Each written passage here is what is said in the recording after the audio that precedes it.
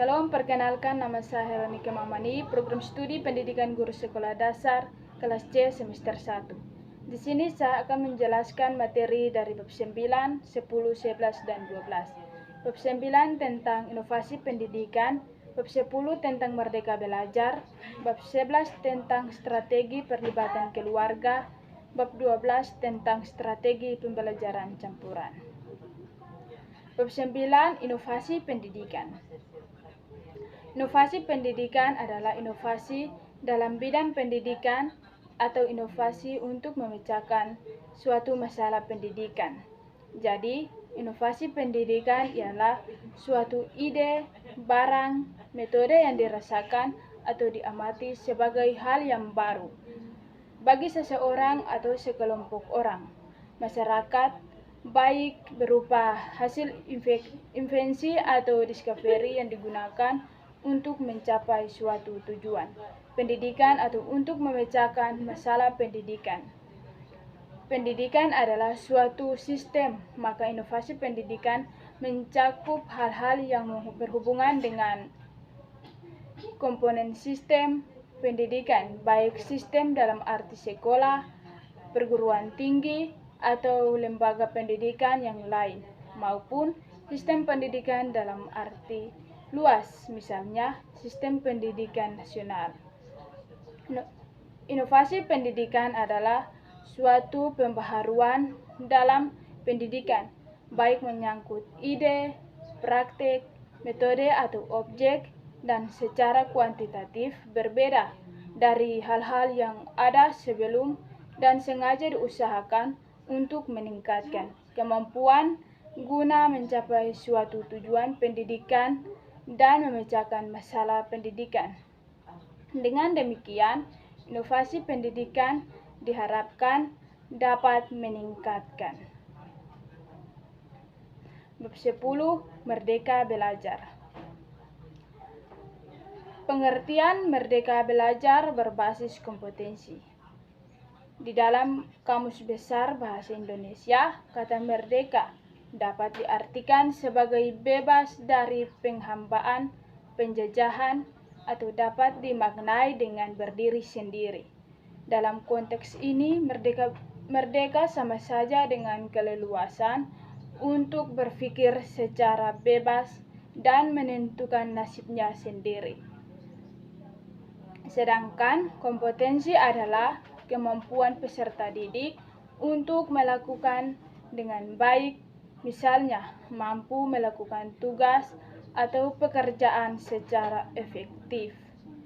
Bab 11, Strategi Perlibatan Keluarga.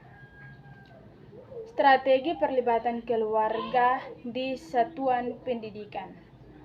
Pendidikan anak telah dianggap penting untuk membangun koneksi keluarga sekolah. Anak-anak yang orang tuanya dan keluarganya terlibat dalam proses pendidikan merdeka cenderung mendapatkan nilai yang lebih baik, memiliki tingkat kelulusan yang lebih tinggi, dan memiliki perilaku yang lebih teratur. Strategi perlibatan keluarga di satuan pendidikan dipersebarkan virus corona yang masif dan di berbagai negara memaksa untuk melihat kenyataan bahwa dunia sedang berubah. Kita bisa melihat bagaimana perubahan-perubahan di bidang teknologi, ekonomi, politik, hingga di pendidikan tengah krisis akibat COVID-19.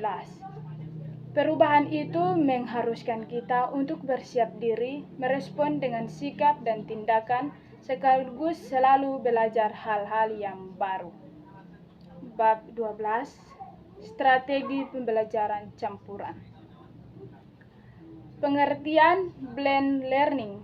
Saat ini program e-learning sedang menjadi perbincangan saat dunia pendidikan.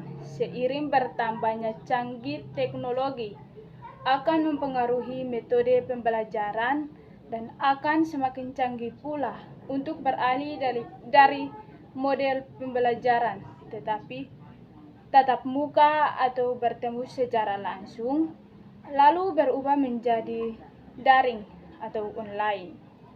Itu sangat membutuhkan biaya yang tidak sedikit, namun ini bisa dimulai dengan model blended learning. Blended learning adalah suatu kemudahan pembelajaran yang menggabungkan berbagai cara menyampaikan model pelajaran dan gaya pembelajaran, memperkenalkan berbagai pilihan media dialog antara fasilitator dengan orang yang mendapat pelajaran.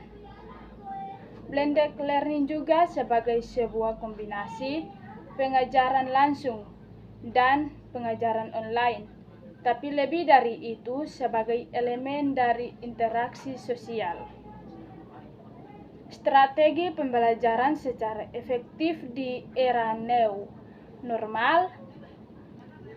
Pandemi COVID-19 menjadi sistem pembelajaran harus mencari bentuk inovasi untuk proses kegiatan belajar mengajar secara efektif.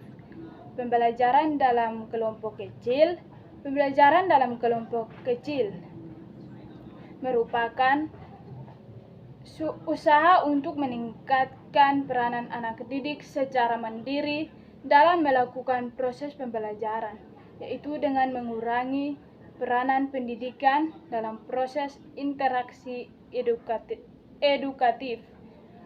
Pembelajaran secara home visit.